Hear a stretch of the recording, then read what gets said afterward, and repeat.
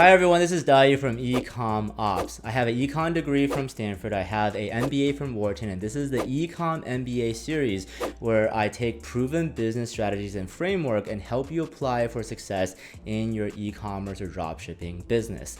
Today I'm going to talk about branding, real branding. What do you think about when you think about branding?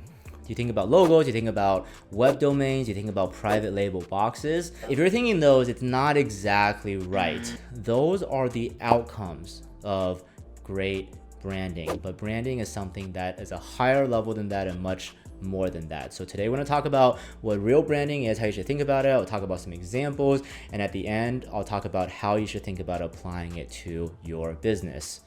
Let's get to it. All right, so what is real branding? Branding at its simplest and its purest is how your company and its values are perceived by others, whether it's customers or even employees. Everything else, the logo, site design, your name, that should actually flow from the core values of the brand, including even how your company operates and deals with its customers. Now, why is branding important? Why is good branding important? I want to share a quote from Howard Schultz, who was the past CEO of Starbucks. If people believe they share values with the company, they will stay loyal to the brand. You want to talk about oversaturated products? I know a lot of you guys are worried about that. Starbucks sells coffee. Coffee is one of the most oversaturated products in the world. And honestly, their coffee is only just pretty decent. I can make better coffee at home. Why do people go to Starbucks every single week, every single day? It's not literally just because they want a cup of coffee. It's because they feel a connection with the brand. Everything that Starbucks stands for, that whole experience. This is why Starbucks is valued at more than $100 billion selling a commodity, selling coffee. Loyalty to your brand and what it stands for is how you turn something from a winning product into a 7, 8, plus figure store. I think the best way to start thinking about branding is using this framework created by Simon Sinek. Calls it the golden circle. The why, the how, and the what, but you always start with the why. The why is the foundation of your brand. What values does it stand for? Why does your brand even deserve to exist in this world? The how is the process of then achieving those values, how you operate and run your business. The what is the tangible part, what you actually sell, what customers actually see. This is the outcome of the why and the how. And I think that a lot of times, especially in dropshipping, this is kind of reversed, or maybe the why and how doesn't really get created, and it's more about the what. What colors do I use? What logo do I use? What do I call this website? Start with the why. After you actually get the why, you have to actually make sure that your company acts that way and your customers actually understand, you can articulate, and they perceive the values that you have. I'm going to share another quote by Seth Godin. A brand is a set of expectations, memories, stories, and relationships that taken together account for a consumer's decision to choose one product or service over another. A lot of words here, but basically it's all about the culmination of everything that a customer experiences about your company or brand. Not just the product, but also this is where the stuff like the logos come in and the website domains come in, the customer service messaging comes in. This is every single touch point that you ever have with this customer. And good branding creates a strong relationship with your target customer and creates a deeper relationship than just a single sale or just simple repeat purchase email sequences. And not about that. You want customers to create this relationship with your brand, and with good branding they are going to be able to want to actually continue to purchase with or work with your brand. And the last part is really important in this quote is a consumer's decision to choose one product or service over another.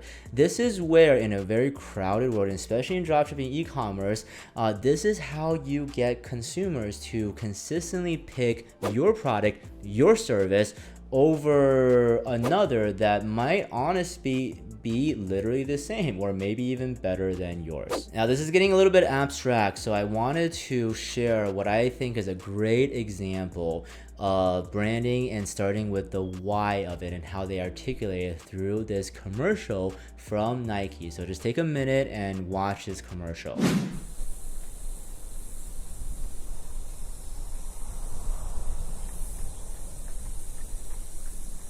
Greatness, it's just something we made up.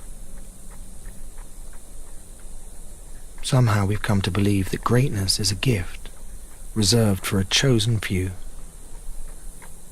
for prodigies, for superstars, and the rest of us can only stand by watching. You can forget that. Greatness is not some rare DNA strand. It's not some precious thing. Greatness is no more unique to us than breathing. We're all capable of it. All of us.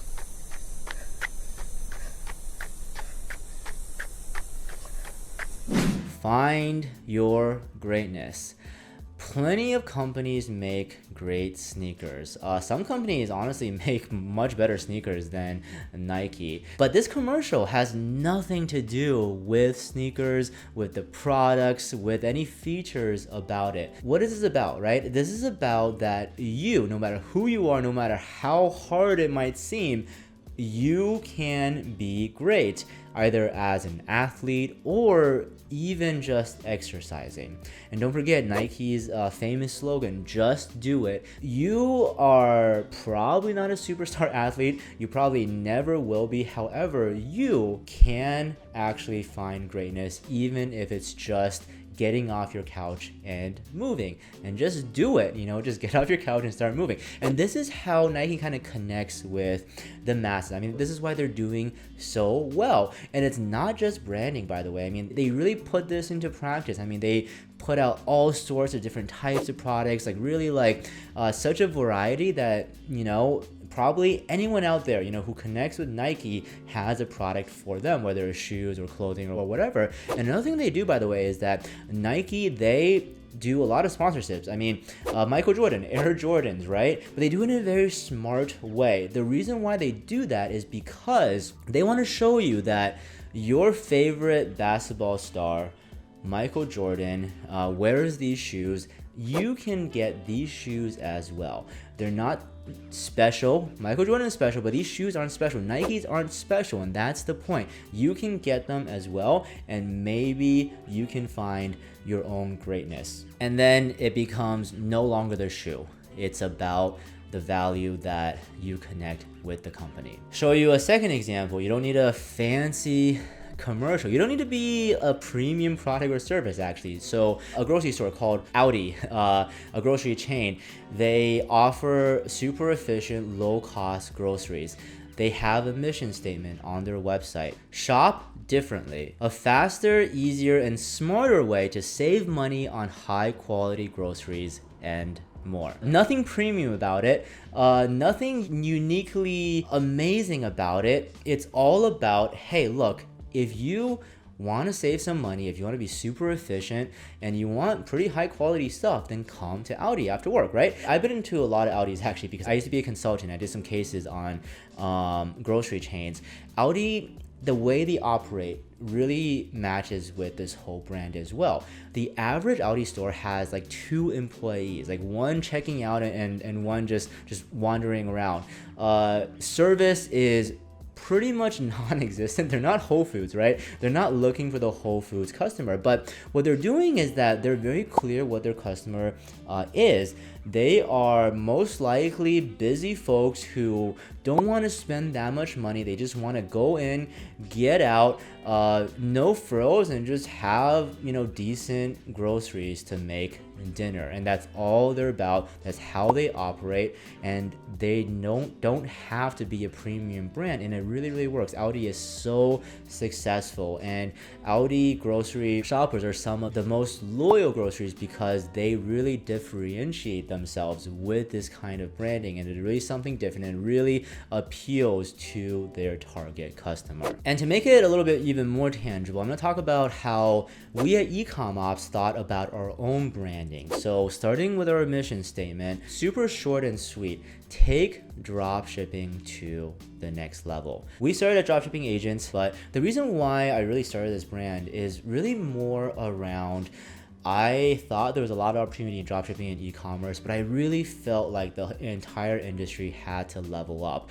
So this really permeated everything that we do. Not only did we want to help our clients level up from dropshipping to something bigger, we ourselves no longer operate as traditional dropshipping suppliers. And not only that, I want to with this company, help level up the entire game for everyone, even if you're not a client. So that was the why. And now let's talk about the how. This is what I thought about next. I set aside a couple of very important core values that define how we operate. So first, partnership. We are not a transaction with our clients. We actually partner with our clients as their operational backend and work together for their long-term success. Transparency. Stuff happens. COVID happened. Stuff is going to go wrong. We don't lie to our clients because when clients trust us, we need to make sure to let them know what's going on and help them make the right decisions together, even if it might cost us money. Think long term.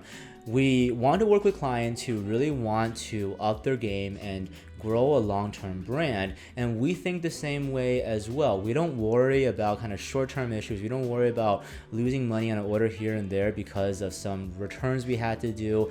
We really focus on the long-term success of our clients. Focus on the end customers. I mean, to me, I think that clients are our most important assets, and their customers are their most important assets, and therefore the end customer is actually everyone's most important asset. So we want to focus on actually what is best and the best experience for those end customers. And then finally, expertise. Our clients trust us, which means that we need to be experts in what we do. We need to push innovation. We need to push our knowledge so we can be that trusted partner. How do we actually articulate that? How do we put it in practice? Well, visually, this is how we thought about our own branding after we started with this, right? Even our name, EcomOps. I'm not saying it's perfect, by the way, but e-commerce operations, right? E-commerce is obvious, but we're not like e-com dropshipping. It's operations, right? Because we are acting as the operational backend. Our main color is blue because we want to exude that quality of trust, a trusted partnership, and that's why blue really stands for everything that we do. And our logo has a cool little gear into it to show that we're kind of like moving efficiently as well, a little bit modern. But more than just the visuals, these values, our brand values, actually permeate across everything that we do, everything the team does. This is the first step, by the way, when we train new teams, that we actually send them these values. I mean, if you think about it, right, this YouTube channel, what I'm talking to you right now, I mean, this is all part of actually our brand. It's all about sharing knowledge to you guys for free, sharing their expertise, so to help you level up your game. And I don't even care if you're not a client. As this brand, we want to level up not just our clients, not just us, but the entire industry. And in terms of how our team operates, how they deal with their clients, how they deal with issues, everything is focused around these values. And if you're a client or you talk to our clients, I'm sure they'll attest to our team members following these values. And what happens? What happens is that our clients, they they stick with us for a very long time. People want to work with us, right?